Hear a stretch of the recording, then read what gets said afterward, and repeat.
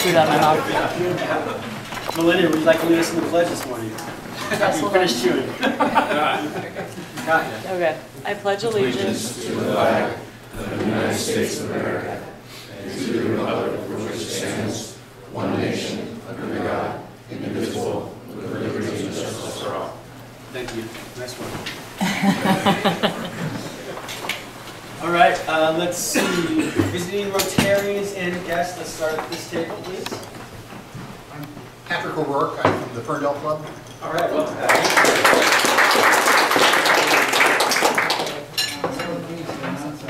Speaker Aldaron Laird. And I see we have Asher here at this table. Welcome, Asher. Yeah. You're back, interactors. You want to introduce yourself?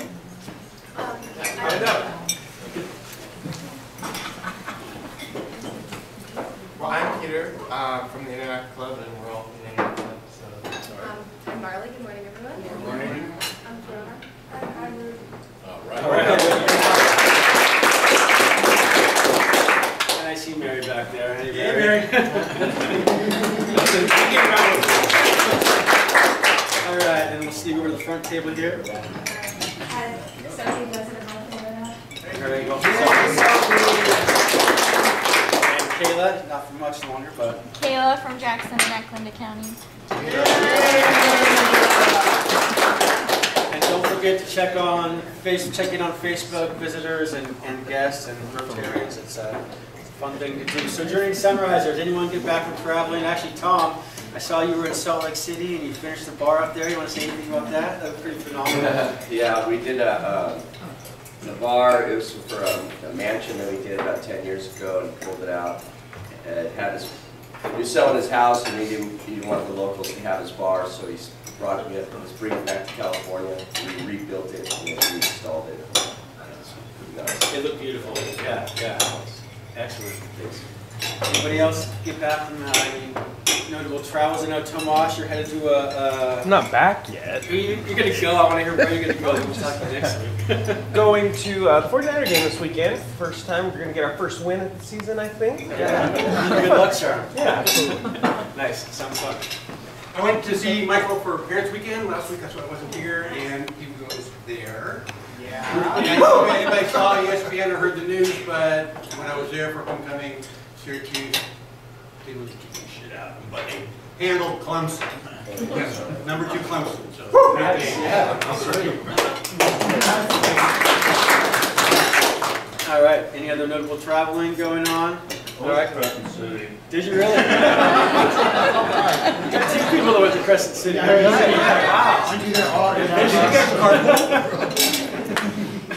All right, let's see here. Anniversaries, Chris and Lisa. You guys had an anniversary? Yes. Yeah, I think we did travel to Hawaii too.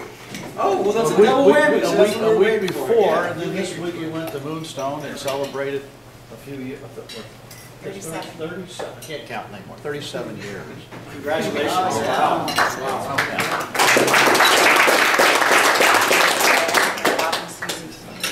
And Susan, in remembrance, yes, absolutely. So, yeah. Birthdays. I don't see Joyce here, but she had a birthday, so next time you see her, wish her happy birthday. Recognitions. We had a lot going on last week, starting Friday and going through the entire week. So this was the walk for to end Alzheimer's. Linda, do you want to say anything about how that went? It was a good showing from what we were. Yeah, it was the second annual, so they did a good job for being the second annual. And so far, the Humboldt County has raised about $58,000. So they're trying to get to $68,000, and they have till the end of the year. But it was really good. It was a beautiful day, so we got really lucky. It's gorgeous. Yeah. And then after that, we had tailgate. Yeah. So yeah, that was a blast. Steve, you want to talk about the tiki bar? That was pretty much the centerpiece of the. The tiki bar. So the tiki bar is when my boys they graduated from 8th grade in Fieldbrook, and we had like a graduation party at our house. So I had bought this long surfboard about 15 years before that at a thrift store for $2. We've been hauling it around forever. And so made it into this tiki bar, so that was the topic of that surfboard. Of course, it was only used once for the 8th grade graduation. They're in college now, so it sat around ever since then. Moved once, stuffed under the deck. So I had to build another bar so we could use it for the Rotary event. And so now I have the components of it and can reassemble it when we need it for the next part. Does Tom feel threatened? What's that? Does Tom? And Tom told me, definitely don't go into business. Tom was worried about the competition, so I was like, I promised I would stay out of the business. If he pays me off. So, and actually during that, we gathered supplies for the fire drive. And Lisa, do you want to talk a little bit about that? You guys took off the next morning and made that happen. We took off the next morning and went down to Coyote Casino. And gosh, we had lots of things to deliver. Just to give you an idea, toiletries, we had 194 toothbrushes. Toothpaste, we had about 60 toothpaste. We had 1,044 diapers. We had lots of men's socks, women's socks, and just everything. Underwear, blankets, 18 pillows. I mean, we had everything. And what was great was we brought things that were new. And that's really what they wanted, because they had a lot of used things, and they kind of have to, I mean, people know how that is, you know, you prefer new. So it was great, and it was Brandy and Roni and Jessica and Chris and I that all went down. And then we stopped at the Peg House on the way back for lunch and had Chris's favorite salmon burger. So it was good. And we also transported an 89-year-old from the Redwood Valley back up here to the town. So we did a multiple of things. Yeah. Full day. It was great. It was a full day. Yeah, that was amazing. And with the rally, do you have any kind of idea what we put together as far as money and physical donations? Kind of a goal. $3,200, I think. A little more than that, maybe $3,500. Yeah. $3,500. So that's what we put together, and then we spent some money in supplies and things. We're probably going to do another run. I'm going to actually call down there today because I've had calls from other Rotary clubs that said, you know, we have stuff, we'd really like to set it again, but I really want to impress that it's really new stuff, if we can get new stuff, because that's what they would prefer. That's what they prefer. And you have to think of some of these people, they don't have, you know, anything at all, and they're just kind of pulling from this pile and this. And it's going to be a while until their insurance settles in and all of that. So. Well, let us know when the next run happens. I know Melinda was interested in, and a few other people, so yeah, absolutely. Yeah. All right. 20 on the table. Yes. Ron Harris at the Southwest Eureka Club has put up a co-match. He's going to donate up to $10,000, dollar for dollar, with donations to the Rotary 5130 Fire Fund. So if you have the opportunity or haven't donated yet some funds, which are also much needed, contact the Southwest Eureka Club and they can tell you about how to pair up your dollars with Ron's dollars. He's with Rainbow Meat Storage, I think. Okay. Great. And let's see, and then if there wasn't enough going on already, we had a cross-country run on, what was it, Tuesday? Yeah, you want to talk a little bit about that, Rebecca? Yeah, so this was the 8th time that Rotary's helped with, this is the end-of-the-year cross-country run. The kids ran 6 runs. This was their 7th run, and it's been really nice to see how Rotary's involvement has really helped to make this event blossom. The championships. Yeah, and you're the number 1 So when we first started helping, this event had about maybe about 100 kids, and this championship run where we're passing out medals, we're really doing a big deal to kind of recognize the top runners, has really helped to grow the event. So we had almost potentially over, I didn't get the final count, over 300 kids this year. So yeah, we provided 1st, 2nd, 3rd place medals. We provided ribbons to all the folks. So I really appreciate the folks who were able to show up. I know it's kind of an awkward time for working folks, but it makes a real big difference for us to have folks around the track to tell kids where to go, and to, Dustin got to hand out the awards, and Terry did the announcing for us, and so it's a real. We work real closely with Six Rivers Running Club that does all the timing, and they provided the lead runner and stuff. So it was. I heard from several folks it was a really great event, and yeah, so if you didn't do it this year, there'll be another opportunity next year. All right, yeah, no, that was a great time. And we had our club, Arcade at Noon, Eureka Southwest was there, and Interact was there as well. Interact saved showed up me. big time. So. Interact, so I have to say thank you especially to the Interact. I know Peter was there, Arlie was there as well, because without them I would not have had enough people to staff all the positions and stuff like that. So yeah, I really appreciate you guys.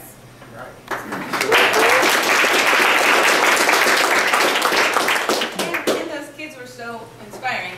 The youngest one, the one who came first in the youngest age bracket, ran a 6:30. What was he? Second grade? Second grade. Second grader ran a 6:30. Wow. That hurts. I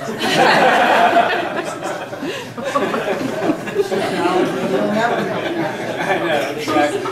Well, we got plenty of RISE events this last month, actually, but here we go. Our next one is going to be on the 27th, Spirits and Spirits for Las Vegas Rotary. So our time, they have, I think, 4 different time slots, but our club, I think we want to meet at 7:30. Did we have a spot that we wanted to all meet up? Probably should. Okay, just right at the beginning. Right, you can get your tickets online. Everyone got an email about that. I just wanted to make sure if you're going to go, let's all do it at the same time. Yep. That'll be fun, so we'll keep you updated on that. And Howard, do you want to announce the trailer? We got some good participation with that too. Yes, the Community Service Committee is scheduling at least one hands-on experience opportunity for you every month this year, except the 2 months when we're fundraising. And so this month's opportunity is to do trail work, either in Arcade or at Sunnybrae. And with Reese Hughes, many of you remember, know Reese. And so I made this announcement last week, passed around the clipboard.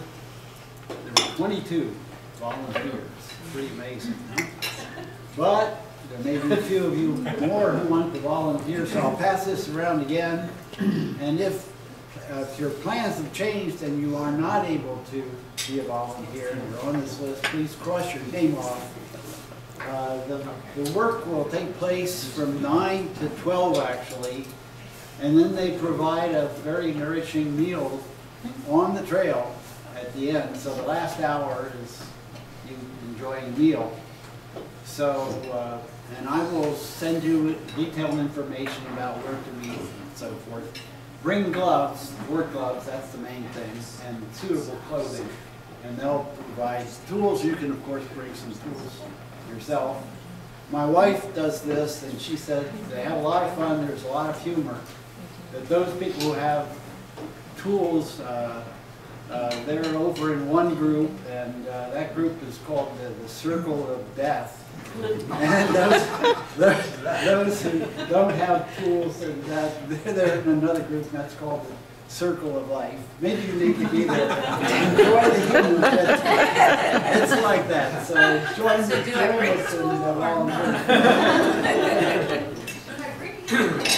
Thanks, Howard. And I do want to point out, the first time I pointed it out, he wasn't here, but there are no more snowflakes on our projector, so I want to thank Scott one more time.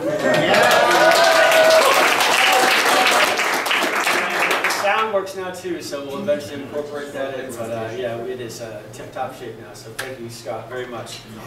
And another thing too, I think you all might have heard by now, but the Golden Harvest Cafe has closed, and I know that's a spot where we all meet for our committee meetings and board meetings. So that said, I'll let you know where the next board meeting is. It's going to be in Arcata, and it's going to be at 7 a.m. It's going to be on the 3rd Monday next month, so that's about all I can tell you, but I'll let you know once we decide that. So,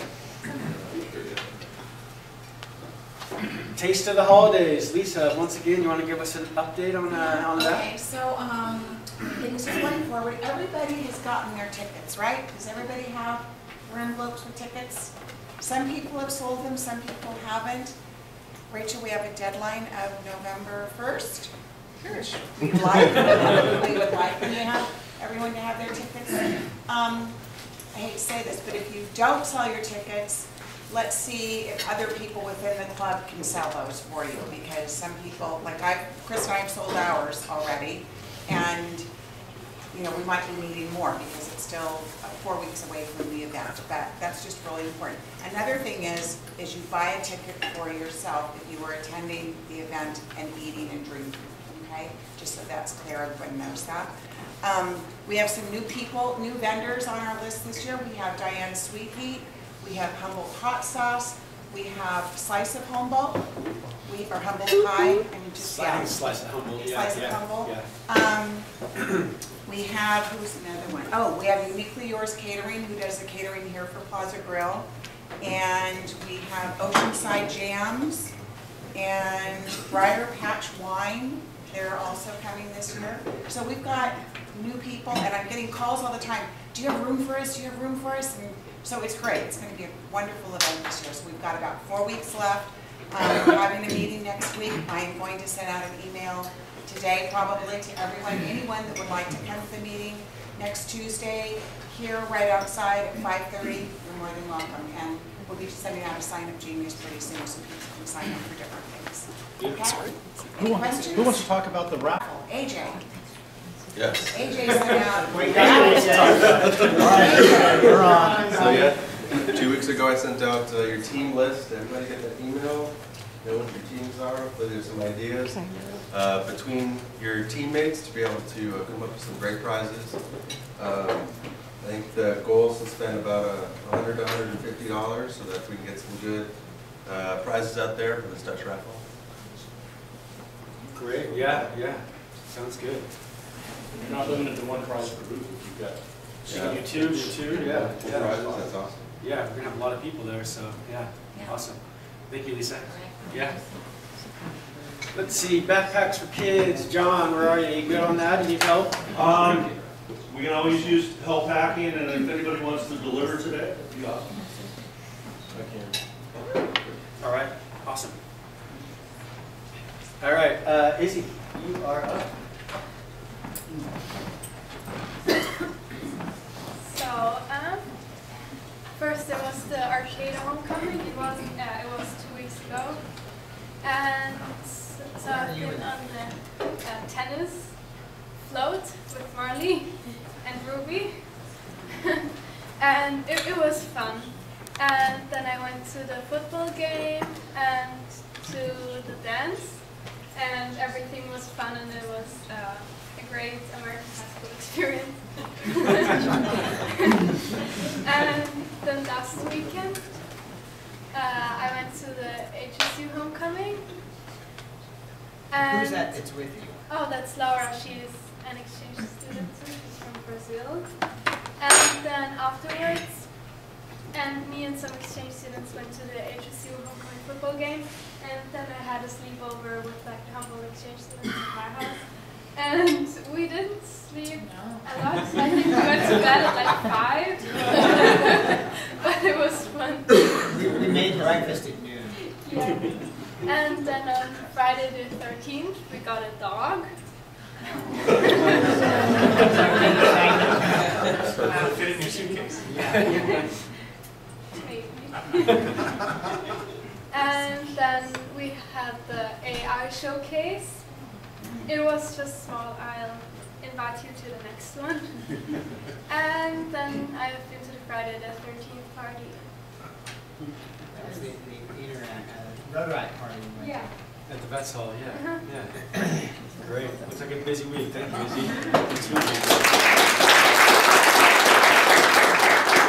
Blue badge time. Let's see here. Tomas, yes? Sure.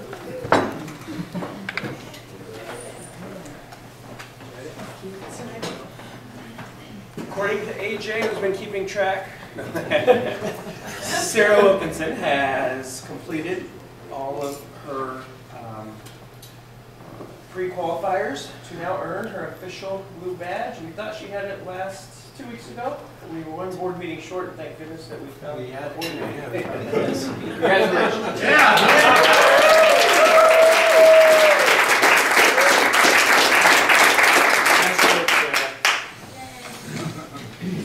All right, and now it's time for our guest speaker. Howard, you want to introduce? Yes, my pleasure to introduce guest speaker, Aldaron Laird. Today, many of you know Aldaron. He's been in Humboldt County for many years. He came up here from Los Angeles to go to Humboldt State University and stayed here. And he's telling me his major was biology, but he's ended up being an environmental planner, and I think he's probably the resident expert on the history of Humboldt Bay and also planning for his future. He worked for the Arcata Planning Commission for 10 years. He developed a digital atlas illustrating the history of the Bay, and he's been studying since 2010 the impacts for the future on the Bay, and he's here to tell us all about that, and I think we're in for quite a treat. So let's give a warm round of applause for our guest speaker.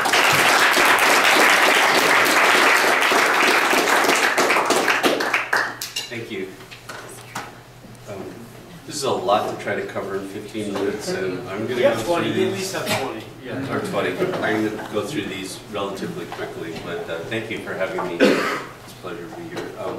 This is the World Renewal Ceremonial Site. This is the Chilliwack Village shell midden, and this is what 1 foot of sea level rise looks like today on Humboldt Bay. And so the Wiots experienced a rather dramatic change in the landscape and the lands that they lived on about 150 years ago when we arrived, and we're really on another threshold of change on Humboldt Bay, and so I'm going to go over that story for you. This is what Humboldt Bay looked like historically. The area in yellow are the salt marsh that used to fringe Humboldt Bay. It was about 40% of the bay was made up of salt marsh. And then we had South Bay, the entrance, or Eureka Bay, and Arcata Bay. And so this is what we started with. And today, this is what the bay looks like. There's virtually no salt marsh. We have less than 10% of the salt marsh on the bay. And this is the extent of tidal inundation on a daily basis or a monthly basis on Humboldt Bay. So you can see that was a pretty dramatic change from the 1800s to the 1900s. This is what the bay is going to look like going forward. This is just with 3 feet of sea level rise, and the bay is going to greatly expand, probably more than 10,000 acres, 10 to 15,000 acres. It'll expand just with 3 feet of sea level rise. And you'll see essentially Eureka becomes a peninsula. There will be bays on both sides. That's a dramatic change that we're going to see going forward. And if we look at the historical conditions on Humboldt Bay, the blue line was the tidal boundary in 1870 when this was first mapped. And the shoreline was about 60 miles long, and 40% of the bay was made up of salt marsh, and the other 60% of the bay was made up of open water and mudflats, about 15,000 acres. The open water and mudflat hasn't really changed much over the last 170 years, but the salt marsh is gone. And we abandoned the natural shoreline, and we created a new shoreline on Humboldt Bay. 75% of the shoreline of Humboldt Bay is artificial. It's 77 miles in length. It's actually longer than the natural shoreline was historically.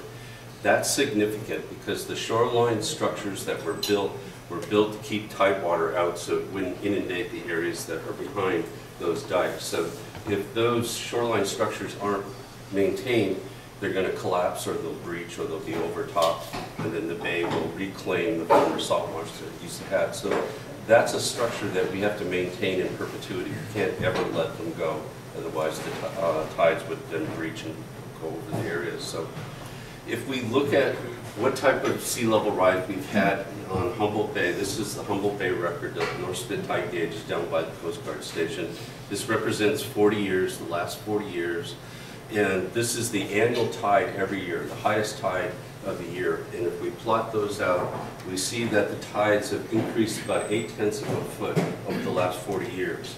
If you extend that out, we will increase the sea level rise by 3 feet before 2100. That's just based on what we've observed on Humboldt Bay. So there is something that's been set in motion, and it's not going to stop. The sea are going to continue to rise. And the big question is really how fast are they going to go up?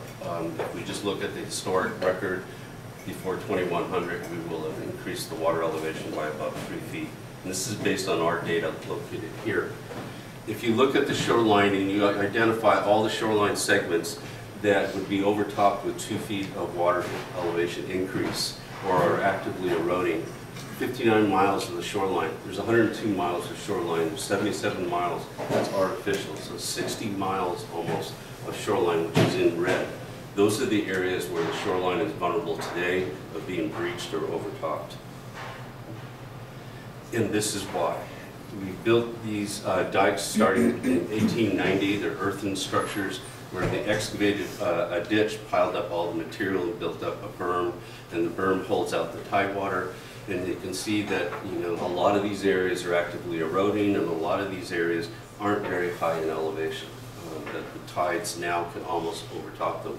If those dikes breach, all the former salt marsh then instantly floods on a daily basis. Mean high water every day comes in twice a day. Those areas would be tidally inundated today. And so those dike structures, which we have on the bay, there's about 41 miles of dike structures, are really critical to the landscape that we have on Humboldt Bay and its future. If you look at tidal inundation on a daily basis with mean high water, with the dike shoreline intact, that's where the tides go today. If we have a breach, which we've had a number of breaches, this is the second highest tide that we recorded on Humboldt Bay in the last 40 years. It's on Mad River Slough. It breached, it flooded about 400 to 600 acres of organic pasture. And so that's the consequence if you don't maintain the shoreline. If the shoreline here on Eureka Slough is breached, like that previous slide, this is where the tides would go to today. Those are all the lands that would be tidally inundated. Those are all the former salt marsh that we had on Humboldt Bay.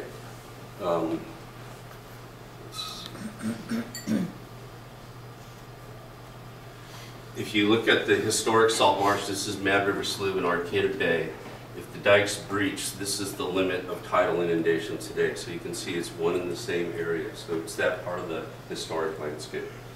And with LIDAR, we know what the elevation is of these former salt marsh. The salt marsh that we saw previously was at an elevation of about 6 or 7 feet. That's the area in orange. We have an awful lot of blue, which means the ground has actually subsided. As the organics oxidized in the salt marsh, the ground shrunk. And the ground in many places is 3 feet lower than the salt marsh on the outside of the dikes. If the dikes in this area breach today, all the brown would become mudflat, and the gold would be the new salt marsh on Humboldt Bay. And so we've mapped the whole entire bay to see how it would change. So now we're just now starting to talk about sea level rise. Everything else that I showed you is just what would happen today without sea level rise, just by a lack of maintenance of the existing shoreline structure. And you can see the middle line, or the moderate projection. These are projections based on greenhouse gas emissions, either low or high greenhouse gas emissions over the century. And we're on a trajectory. Remember the earlier graph where I showed you the highest tides of the year have increased almost a foot over the last 40 years. If that continues out by the end of the century, it will be more than 3 feet higher than it is at the beginning of the century. The high projection is about 5.4 feet. When I started working on sea level rise on Humboldt Bay back in 2010, the high projection for the end of the century was 3 feet. Today, just a few months ago, the state of California released a new rising tides assessment for California. Now they're talking 8 to 12 feet of sea level rise. And this is really just half of the picture, and it's actually the small half of the picture. If you look, the ocean has been thermally expanding, and that's why we're getting the sea level rise expansion. But on Humboldt Bay, the ground is actually dropping. It's tectonically active. We have the Cascade Subduction Zone. The ground is being pulled down. And over the last century, Humboldt Bay has had the highest rate of sea level change on the entire west coast of North America. It's increased by about 18 inches. 8 of those inches are because the ocean's expanded and it's warmer, and that's the same up and down the coast. It's not unique to Humboldt Bay. But we've had about 10 or 11 inches of subsidence on Humboldt Bay, and so adding those two together, we've had 18 inches of sea level rise change.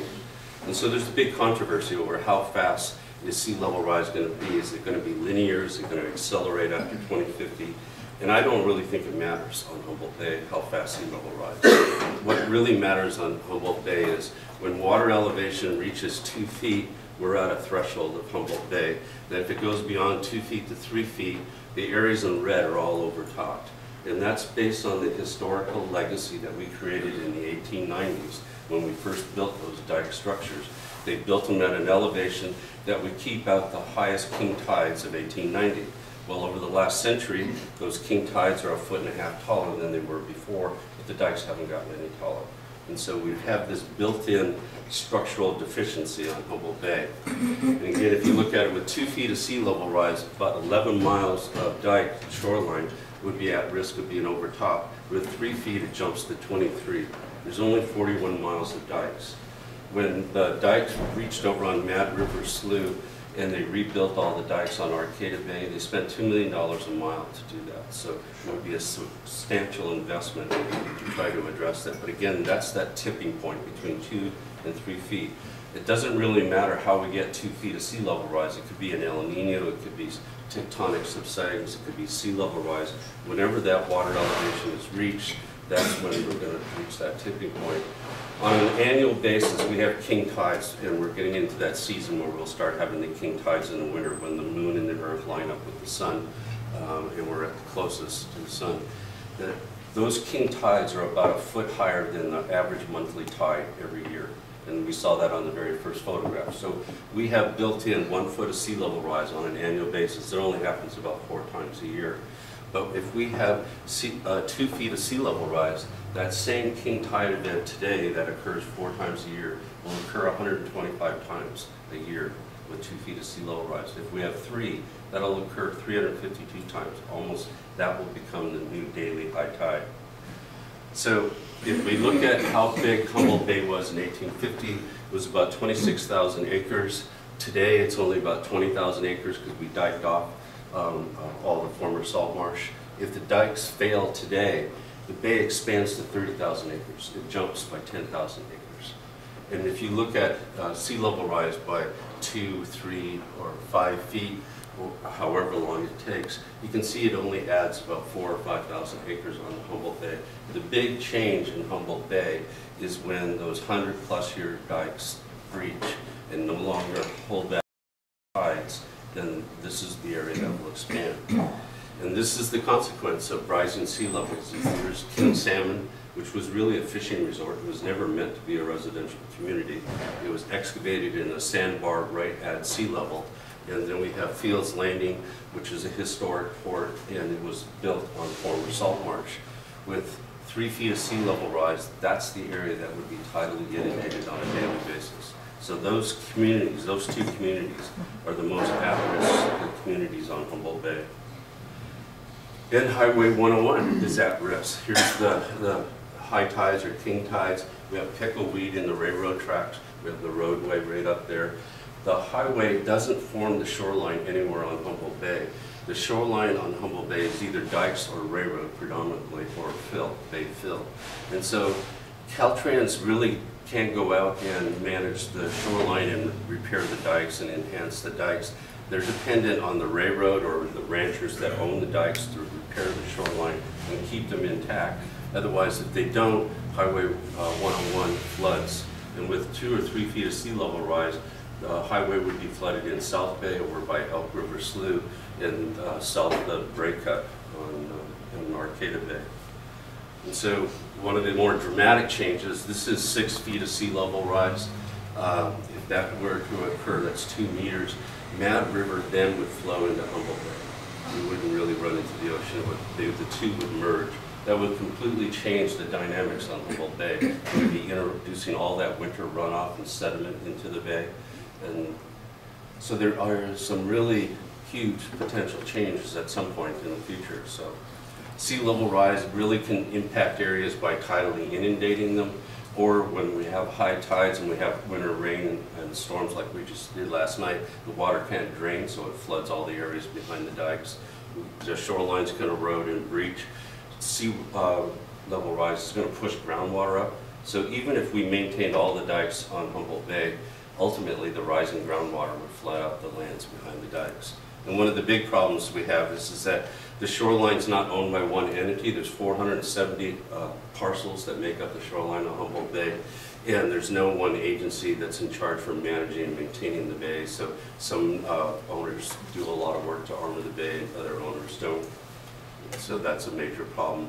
And when we try to manage sea level rise in Humboldt Bay, we have to ignore property lines and jurisdictions and really look at where the water goes. All the people in this unit are in the boat together, so to speak. They all have share the same shoreline. So we have built a lot of our critical infrastructure on those dike former tidelands that are dependent on that shoreline.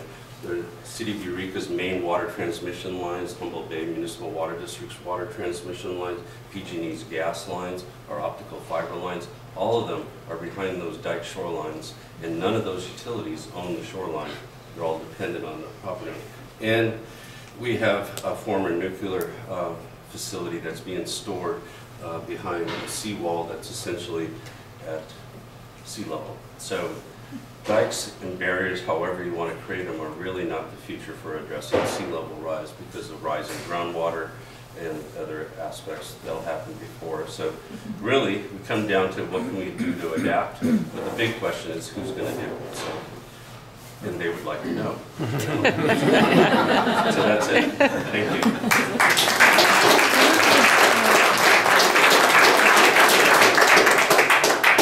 We've got plenty of time for questions, so yeah, go ahead. How are earthquakes affecting the level of Humboldt Bay, historically? When the Cascadia events happened in the past, the geologists figured out that the bay has dropped on average about 3 feet during an earthquake. So if you look on Mad River Slough or down in the Yield River and you look in the banks, you can actually see Sitka spruce trees and their roots about 3 feet down from the top. And so the ground just dropped, the bay rushed in and killed all the trees standing. And so that happened all the way up to Vancouver. From Cape Mendocino to Vancouver were all part of the Cascadia event. So all this sea level rise projection on how fast it's going to happen and where is it going to affect, it gets undone if we have a Cascadia event. We get instantly 3 feet of sea level rise. It'll probably inundate about the same area. The big change on the bay is what is it going to do to the South Spit? That's not really high in elevation compared to the North Spit. Down by Centerville, the ocean's already overtopping the dunes and flowing into the bottoms there, and that could very easily happen on the South Spit. So. Good morning, Aldaron. Has the inundation zone for tsunamis changed any with the recent data changes, or are they still the same? It's still the same. The tsunami run-up area, we're looking at more like 20 feet, and if you think of the Humboldt Bay region, we have the Table Bluff Highlands, and then we have all the foothills along Old Arcata Road, and then we have the terraces at McKinleyville. And so when the tsunami comes in, or with sea level rise, there's not a lot of space for the ocean to expand into. You saw with the sea level rise that I projected through 2100, it didn't really add a lot of acres. It gets deeper, but it doesn't necessarily get bigger. And so the tsunamis are going to be higher with increasing sea levels, and it'll just be that much more destructive. Yeah. Where can we get a copy of your maps? HSU has now posted the historical maps, the digital atlas that shows the bay from 1854 all the way through to now. These sea level rise maps are available at the Humboldt Bay Harbor District's website. You can download the sea level inundation maps. I'm working with the county right now in the city of Arcata and just completed work with the city of Eureka. City of Eureka has a website with a sea level rise viewer, and they've incorporated all these inundation maps. So you can actually go there and plug in 1, 2, 3, or 6 feet of sea level rise and see what areas. That's the most important thing that we've done to the work to date, is we've identified what areas potentially could be inundated by 1 foot of sea level rise or 6 feet of sea level rise, so you know where it could possibly go. And then we've inventoried everything that's in those inundation areas to figure out what are the critical infrastructures that could possibly be at risk. Found our highways, our underground utility, residential areas and stuff. And I'm really kind of not getting involved with how fast it's going to happen. It doesn't really matter.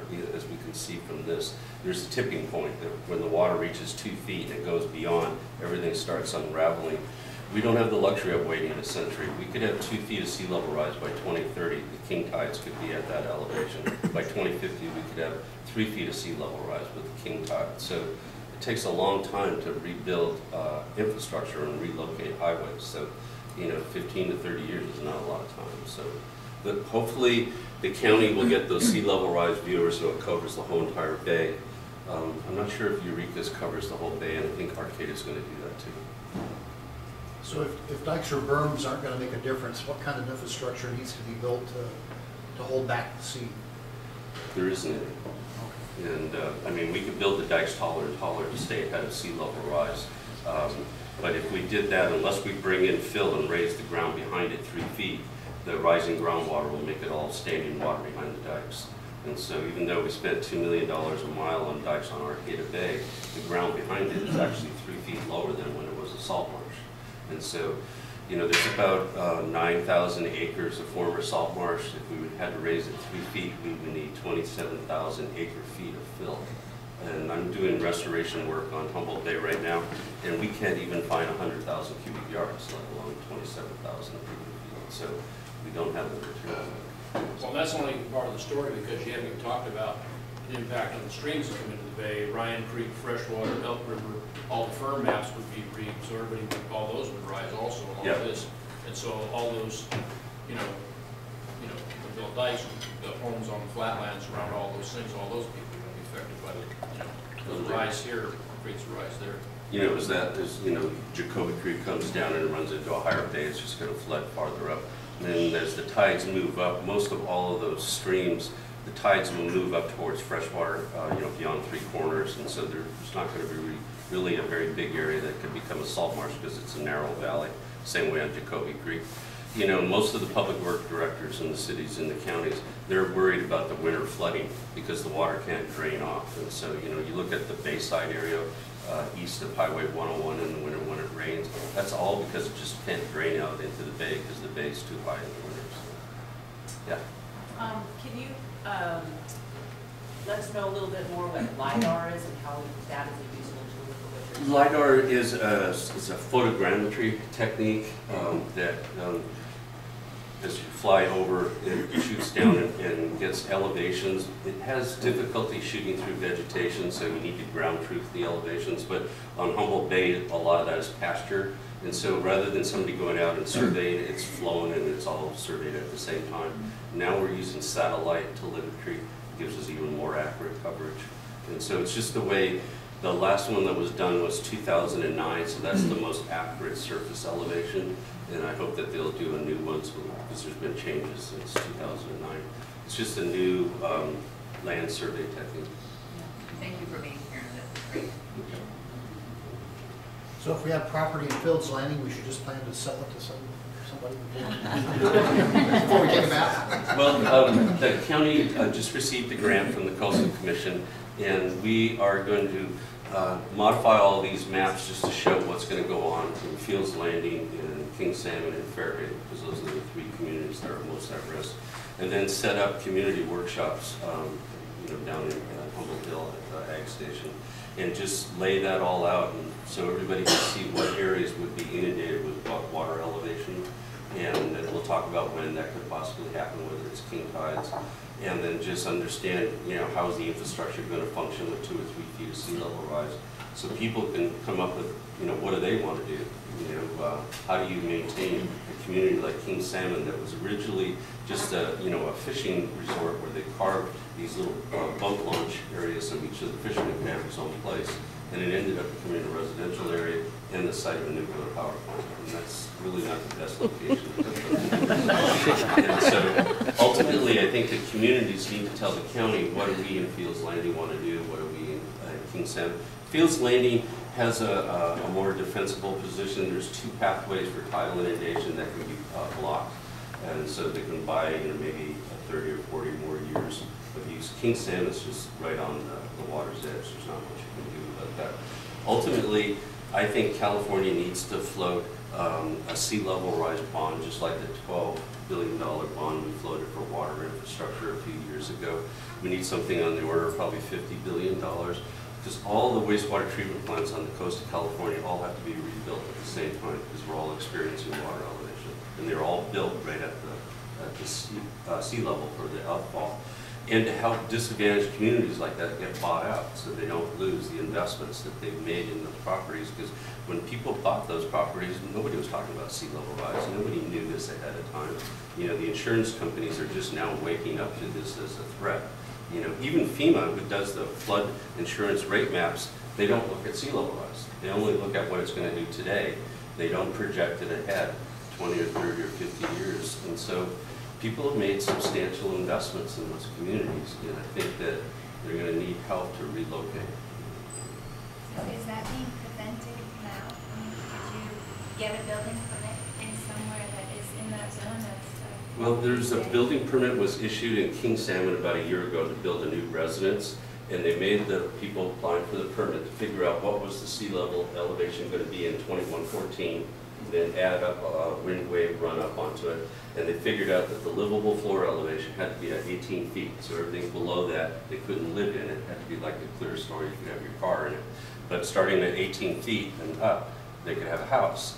And when I was talking to the Coastal Commission about that, I said, that's really stupid. You know, you just encourage somebody to build, you know, this engineered structure, and it's like, how are they going to drive to it? And King Salmon Avenue's under water, and the sewer lines don't work because you can't flush with rises. We can't look at individual properties. We have to look at whole communities or whole hydrologic units that are going to be in this together. So in the meantime, the Coastal Commission's still, you know, willing to issue you a single permit.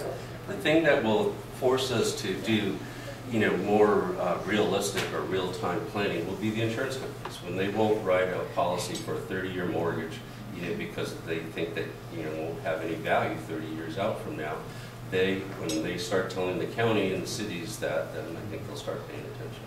And we're really at that point on the East Coast with all of the hurricanes and storm surges. They're at that point now where the insurance companies don't want to be writing new policies for rebuilding in any of those zones. So again, we're sort of in a similar. Wow. Thank you. Thank you.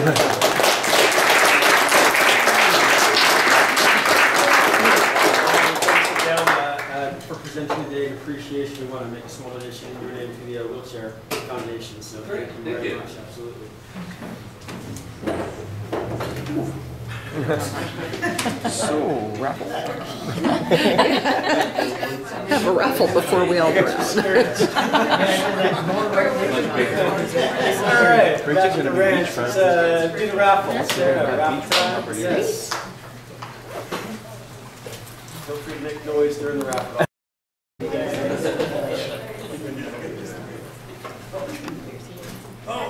Okay. $5. Thank you. All right, next one.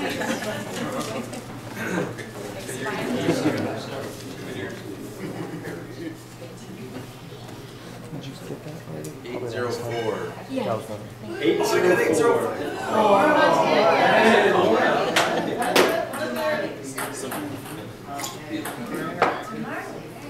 There's the winner. $5. All right, $5.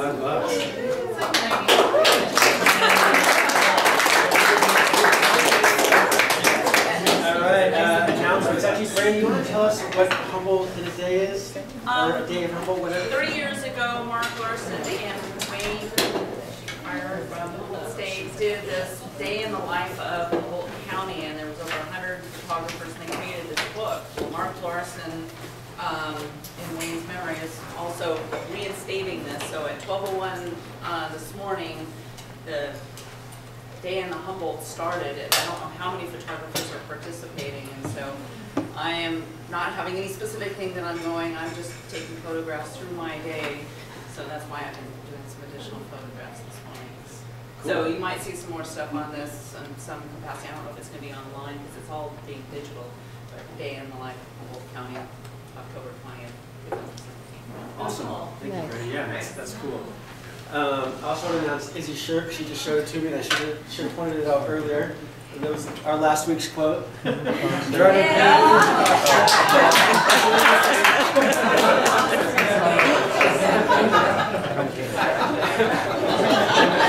Now for our actual quote this age. We had sea level rise and whatnot, but Smooth Sea never made a skip for sale. So looking ahead, we can make things happen.